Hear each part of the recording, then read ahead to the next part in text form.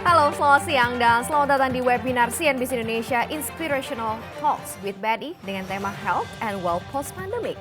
Saya Maria Katarina yang akan menjadi host sekaligus juga moderator dalam webinar hari ini. Webinar CNBC Indonesia Inspirational Talks with BNI ini mengusung tema Health and Wealth Post Pandemic dan akan membahas berbagai cara, peluang hingga juga tips dan trik untuk tetap sehat dan sukses di masa pandemi dan juga pasca pandemi. Berbagai pengalaman serta tips yang baik tersebut begitu ya dan trik yang baik tersebut akan diberikan oleh para expert, para narasumber yang mumpuni dari kalangan pelaku bisnis, public figure hingga manajer investasi yang handal. Dan dalam masa pandemi ini yang terjadi selama 1 tahun telah menjadi wake up call tentunya bagi seluruh lapisan masyarakat. Terkait juga pentingnya investasi, keuangan dan juga kesehatan. Dan sebelum kita akan memulai diskusi hari ini kita mengenai tema yang kita sudah sebutkan tadi di awal ya, kita akan simak terlebih dahulu tayangan berikut ini.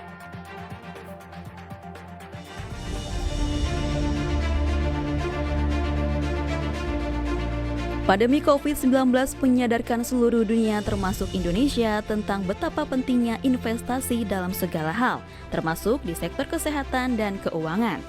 Tak ada yang menyangka tahun 2020 hampir seluruh negara diterjang krisis yang bermula dari persoalan sektor kesehatan dan meluas hingga ke sektor perekonomian. Pandemi ini pun menjadi wake up call bagi dunia tentang betapa pentingnya mempersiapkan investasi guna menghadapi situasi krisis seperti masa pandemi.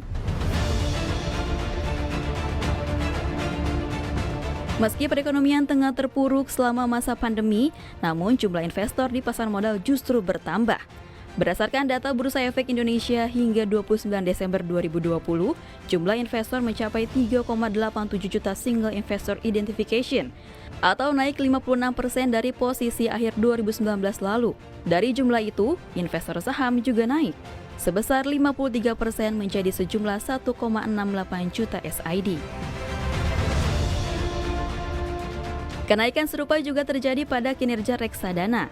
Hal itu tercermin salah satunya dari dana kelolaan BNI Asset Management pada Desember 2020 yang sebesar 26,2 triliun rupiah atau bertumbuh sebesar 23% jika dibandingkan Desember 2019 yang sebesar 21,4 triliun rupiah.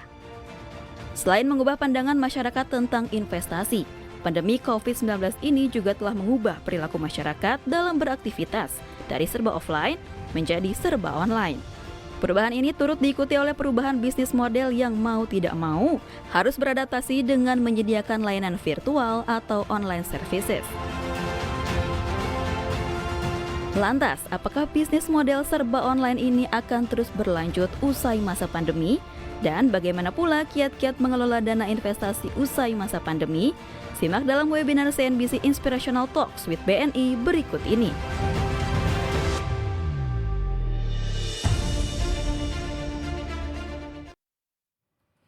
Ya, untuk membahas seluruh perubahan yang terjadi di masa pandemi serta bagaimana kiat-kiatnya untuk mempersiapkan diri kita agar tetap sehat ya, baik itu sehat secara fisik maupun juga sehat secara finansial usai masa pandemi. Dalam webinar Inspiration Talks with BNI Health and Wealth Post Pandemic. Nah, ada beberapa narasumber dan juga expert begitu ya akan berbincang bersama dengan kita. Yang sudah hadir di studio ada Pak Putut Endro Andawanawari, Direktur Utama BNI Asset Management sudah hadir. Halo. Pak Putut, apa kabar Pak? Selamat siang, baik. Salam sehat ya Pak. Salam sehat. Selalu sehat. Dan nanti juga akan bergabung bersama dengan kami melalui virtual. Ada Ibu Korina Lela Karnalis, Direktur Consumer BNI yang bergabung juga secara virtual bersama dengan kita. Kemudian nanti juga bergabung ada Bapak Irwan Hidayat, Direktur PT Industri Jamu dan Farmasi Sido Muncul Tbk. Selain itu juga nanti akan ada Profesor Reynald Kasali, founder Rumah Perubahan yang akan berbagi inspirasi juga, berbagi bagaimana caranya merubah segala macam sistem bisnis begitu yang ada setelah pandemi ini, dan sekaligus juga nanti ada sharing bersama dengan artis sekaligus juga womanpreneur ya Mbak Shandi Aulia yang juga akan bergabung bersama dengan kami secara virtual, dan kita nanti masih akan berbincang banyak sekali begitu ya bersama dengan para expert dan narasumber. Dan tentunya Bapak Ibu yang sudah bergabung pada hari ini juga terima kasih sudah mengikuti webinar CNBC Indonesia Inspirational Talk with BNI hari ini, dan tentunya dengan beragam narasumber kita bisa mendapatkan banyak sekali insight ya untuk tetap sehat dan sukses usai masa pandemi nantinya. Nah, saya akan ingatkan juga nih untuk Bapak Ibu, teman-teman sekalian yang menyaksikan acara ini, kami informasikan juga Anda berkesempatan untuk memenangkan hadiah uang tunai Rp500.000 untuk 10 pemenang setiap harinya. Dan tidak hanya itu, akan ada door prize juga Rp1 juta untuk 7 orang pemenang, yaitu adalah tap cash Rp500.000 untuk 10 pemenang di akhir pekan. Caranya gampang banget ya, Anda bisa langsung saja scan QR code yang ada di layar Anda saat ini, kemudian isi formulirnya. Dan bagi Anda yang belum memiliki BNI Mobile Banking, Anda dapat mendownloadnya langsung dan juga memenangkan hadiahnya. Jadi kami ingatkan, jangan sampai dilewatkan. Baik, kita langsung saja berdiskusi pada hari ini begitu ya. Dan karena sudah ada Pak Putut di sini, mungkin kita langsung saja ngobrol-ngobrol ya Pak Putut. Silakan. Ya. Ini terkait mengenai perkembangan dari aset under manajemennya BNI, aset manajemen selama masa pandemi. Seperti apa sih? Apakah memang memberikan gambaran minat begitu ya, minat berinvestasi yang lebih ternyata di masa pandemi. Seperti apa nih Pak Putut? Ya, jadi kalau memang boleh flashback 1 tahun terakhir gitu ya, memang kalau dilihat tadi memang pertumbuhan aset under management di BNI Asset Management mengalami pertumbuhan besar. Dan semata itu juga nggak bisa dari kita saja, tapi juga dari investor sebagai orang yang membutuhkan. Jadi kondisi COVID kemarin itu ternyata memang memperlihatkan bahwa sebetulnya ada tiba-tiba inisiatif atau upaya dari investor untuk mencari investasi. Jadi kelihatan aset kita naik juga karena memang ada demand-nya dari sana. Ya. Dan kalau kita telaah lagi ke dalam apa yang ada di BNI Asset Management, dengan adanya COVID kemarin itu ternyata instrumen yang dipilih itu memang istilahnya karena mungkin baru belajar, kedua juga karena COVID kita juga takut, otomatis pilihan investor itu mencari produk-produk investasi yang risikonya juga rendah. Jadi di kita harus kita akui juga memang pertumbuhan aset kita yang terbesar itu adalah dari reksadana pasar uang. Gitu. Jadi memang itu memang diminta sama pasar seperti itu, dan kita juga menyediakan produk-produk yang memang diingini oleh pasar. Karena memang pada saat yang sama saya pikir kondisi kemarin itu tiba-tiba karena takut mau cari aman, mau investasi di reksadana pasar uang. Jadi dan newbie-nya banyak ya Pak? banyak sekali, dan kita juga pada saat yang sama banyak belajar tahun kemarin. Itu ternyata apa? Channel penjualan kita juga nggak melulu dari yang dulunya ada. Dimana istilahnya kalau dulu tuh menjual instrumen investasi itu biasa dilakukan dengan orang per orang ketemu one on one. Tapi sekarang ini kita menggunakan channel-channel baru. Dimana gara-gara COVID juga itu tiba-tiba memungkinkan masyarakat umum itu tiba-tiba bisa membeli reksadana kita dengan gampang. Seperti online, itu nggak bisa dipungkiri gitu. Harus terima kasih juga dengan COVID itu tiba-tiba merubah paradigma kita yang tiba-tiba dulunya hanya tahu, oh investasi hanya untuk orang kaya, sekarang enggak. Bagaimana sih kita sebagai pribadi itu istilahnya menyisihkan sebagian dari kekayaan kita untuk kalau bisa dipakai ke depan, harganya bisa, kekayaan kita bisa nambah.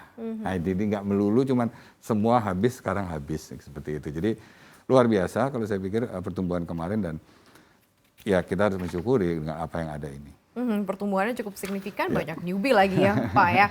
Oke, saya mau ke Ibu Korina nih yang sudah bergabung bersama dengan kami hari ini di virtual. Bu Korina, selamat siang Ibu Korina, salam sehat ya. Ibu Korina Lela Karnalis, Direktur Consumer BNI. Mungkin tadi sudah diawali juga oleh Pak Putut, saya mau dengar juga nih dari Ibu Korina. Bagaimana perkembangan bisnis consumer justru selama masa pandemi? Apakah sama begitu ya dengan kabar baik yang tadi dibawa begitu ya dari aset under management? Seperti apa nih Ibu Korina? Baik, selamat siang Mbak Maria, Pak Putut yang ada di studio. Baik, kalau dari sisi bisnis consumer, kalau kita lihat hasil dari tahun 2020, alhamdulillah kita tumbuh positif dari sisi bisnisnya dan juga di atas industri. Dan memang kalau kami apa yang dilakukan di tahun 2020 itu untuk bisnis consumer ini kita ekspansi kreditnya. Pertama adalah mengedepankan kehati-hatian, itu sudah pasti. Tetapi yang kami lakukan adalah ada beberapa yang kami coba lakukan berbeda di tahun lalu, itu adalah kami benar-benar mengoptimalkan potensi existing yang ada. Jadi sinergi antara business banking dan consumer banking itu benar-benar kami optimalkan di tahun lalu, dan itu benar-benar merupakan low hanging fruit sebenarnya ya. Jadi kami benar-benar secara aktif memasarkan produk consumer ini di value chain yang ada di internal BNI. Nah ini membuat engagement-nya tinggi dan juga memang ini sesuatu yang sebenarnya sudah dilakukan, tetapi waktu kita benar-benar fokus ternyata ini berhasil gitu ya. Jadi ini yang kami coba lakukan pada saat pandemi dan kami teruskan sampai saat ini. Dan kami juga memperbanyak sebenarnya lebih kepada partnership yang lebih strategik gitu ya, dengan memperluas jangkauan layanan, pemasaran produk BNI, kami implementasikan di ekosistem mitra-mitra BNI. Contohnya mungkin di chain store-nya kita, di retailer, di e-commerce, kemudian kami juga masuk ke agregator, bahkan mitra-mitra yang berasal dari cabang atau wilayah. Jadi seluruh Indonesia, Mbak Maria. Jadi ini yang benar-benar kita coba lakukan sehingga pertumbuhan bisnis consumer ini masih positif. Kemudian juga untuk produk, misalnya di consumer ada produk kartu kredit, kami juga mencoba langsung menyesuaikan dengan needs-nya nasabah gitu ya, customer gitu. Jadi pada saat memang pandemi PSBB, keterbatasan dan kemudian juga menurunnya, mungkin kalau kartu kredit biasanya related dengan travel, nah kami juga langsung switching ke kebutuhan-kebutuhan yang saat ini ada dan juga mempermudah semuanya transaksinya melalui online. Orang mau apply kartu kredit juga kami lakukan secara online. Jadi hal-hal ini yang kita lakukan sehingga perkembangan bisnis consumer kami masih optimis dan ini juga masih positif. Demikian Mbak Maria. Baik Bu Korina, jadi sama-sama inline ya Pak Putut, Ya. Bu Korina begitu ya. Saya mau tambah lagi satu lagi karena sudah ada Pak Irwan Hidayat juga nih yang bergabung. Mungkin secara bisnis real seperti apa nih yang terjadi ya teman-teman para pelaku usaha begitu di masa pandemi. Seperti apa Pak Irwan selama masa pandemi ini? Kondisi bisnis real, bisnis Sido muncul begitu. Apakah juga sebenarnya masih sangat-sangat survival begitu ya sama seperti yang dialami di aset manajemen dan juga tadi bisnis consumer BNI Pak Irwan?